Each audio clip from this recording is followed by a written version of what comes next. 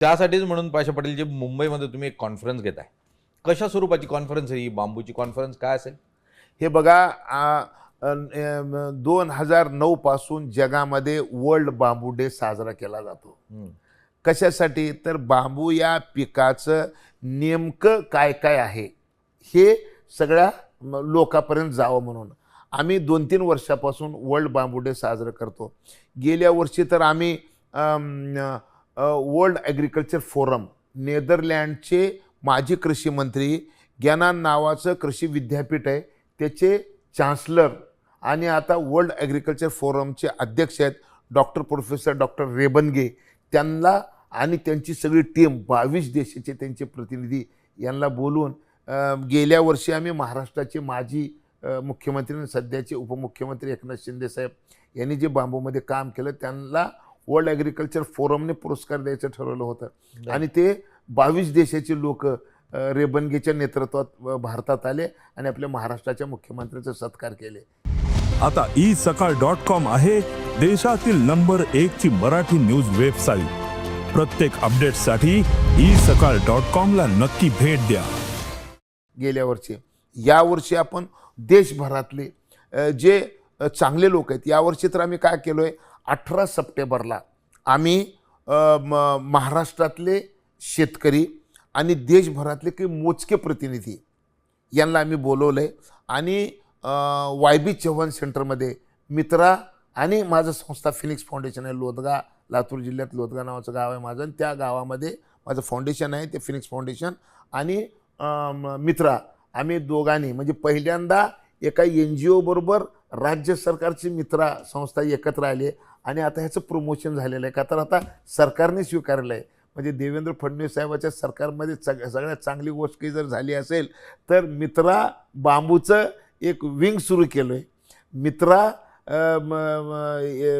एशियाई बँकेकडून 10,000 कोटी रुपये ह्यांच्या देवेंद्र फडणवीस साहेबाच्या नेतृत्वामधल्या सरकारने 10,000 कोटी रुपये एशियाई बँकेकडून आणायचं ठरवलेलं आहे.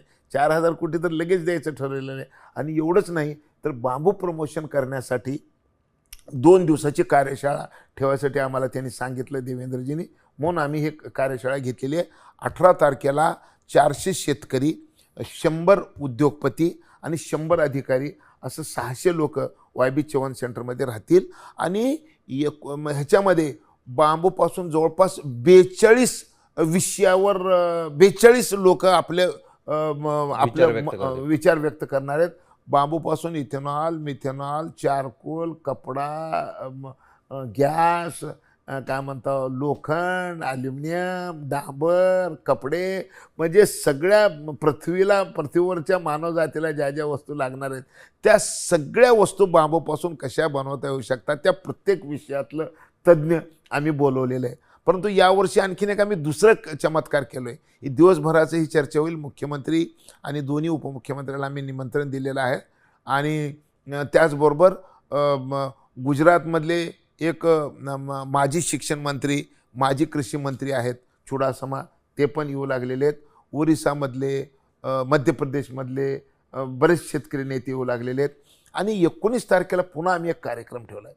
19 तारखेच्या कार्यक्रमाचं वैशिष्ट्य असं आहे की आजपर्यंत बांबू शिक्षणात आलं पाहिजे असं कोणालाही वाटलेलं नाही आणि म्हणून आम्ही बांबूमध्ये काम करणारे काही PhD लोक आहेत का बघितलं तर आत्तापर्यंत आम्हाला देशामध्ये 28 लोक बांबूमध्ये PhD केलेले सापडलेले आहेत.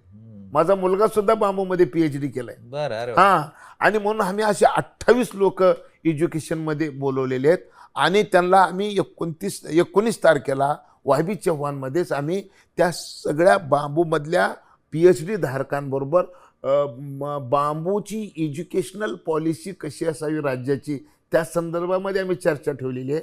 आणि त्याचबरोबर ही जी इंडस्ट्रियल पॉलिसी आलेली आहे या इंडस्ट्रियल पॉलिसीच्या संदर्भामध्ये उद्योग क्षेत्रामध्ये या पॉलिसीचं वाचन करून याच्यावर काय प्रतिक्रिया किंवा आणि बदल काही सुचवता येतात का, म्हणून आम्ही जवळपास 100 उद्योगपतींना ISB नावाचं जे हैदराबादला इन्स्टिट्यूट आहे, एज्युकेशन इन्स्टिट्यूट, त्याच्याबरोबर आम्ही करार केलेला आहे आणि ISB आमच्यासोबत या कामामध्ये आहे.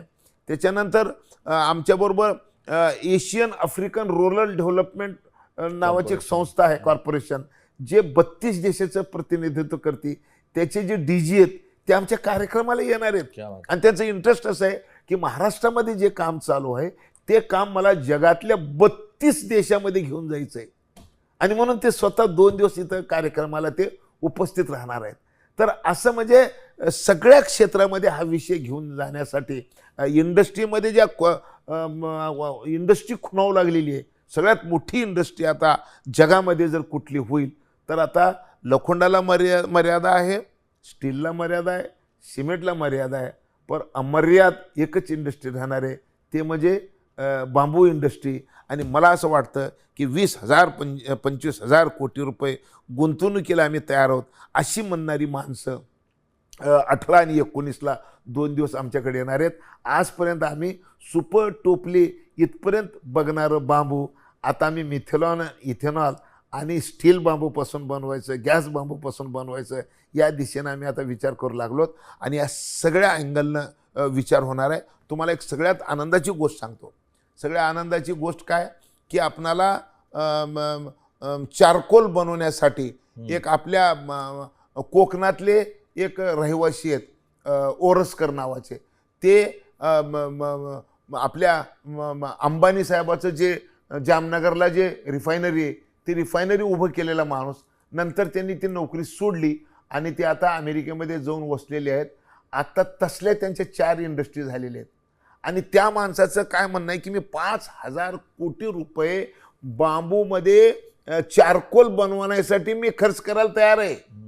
म्हणजे महाराष्ट्रातला कोकणातला माणूस अमेरिकेमध्ये जाऊन एवढी मोठी इंडस्ट्री उभी केला, आता पुन्हा त्याला आपलं कोकण आणि आपलं महाराष्ट्र आठवलं आले की अरे मला बांबूसाठी जर तुम्ही जर जमीन द्यायला तयार असाल तर मी अमेरिका सोडून इथं येऊन इंडस्ट्री टाकायला तयार आहे असं म्हणणारी इंडस्ट्री येऊ लागलेले आहेत. आणि सगळ्यात सांगायचं आता काय माहिती आहे का की आता सुपर टोपले हे सोडून मानवजात वाचवण्यासाठी ज्या गोष्टीची गरज आहे ते म्हणजे काय, बायोफ्युएल. हे बायोफ्युएल आता बांबूपासून बनणार आहे. आणि मग जगातली जी लढाई होणार आहे बायोफ्युएल वर्सेस फॉसल फ्युएल, ही लढाई जिंकण्यासाठी बांबू आमचं वेपन आहे. आणि म्हणून मी तर म्हणतो सेव्ह अर्थ विथ बांबू, म्हणजे पृथ्वी वाचवायचं जर असेल तर आता बांबूचं खूप मोठं योगदान आहे. देश विदेशातील प्रत्येक घडामोडींचे लाईव्ह अपडेट मिळवण्यासाठी आता साम टीव्हीच्या सर्व सोशल मीडिया प्लॅटफॉर्मला लाईक, फॉलो आणि सबस्क्राईब करा. तसंच सर्व नोटिफिकेशनसाठी बेल आयकॉन प्रेस करायला विसरू नका.